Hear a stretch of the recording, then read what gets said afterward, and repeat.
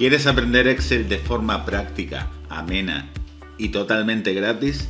Pues no te pierdas mi curso de Excel desde cero hasta avanzado en YouTube. Aquí al final de este pequeño vídeo tienes el enlace a la primera clase. No tienes que pagar nada en ningún momento y lo más importante es que tienes ayuda. Puedes hacerme consultas, puedes descargarte los ficheros con los ejercicios y te lo aseguro, vas a aprender.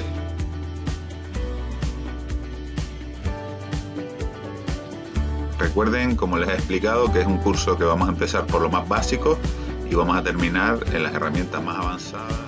Todas las semanas vamos a tener un vídeo con entonces la hoja de cálculo está dividida en celdas y en cada una de estas celdas nosotros vamos a escribir números, texto, porque un rango es un conjunto de celdas. Cuando yo selecciono, este concepto se usa realmente cuando vamos a copiar una fórmula, que después veremos un ejercicio y se los explicaré bien.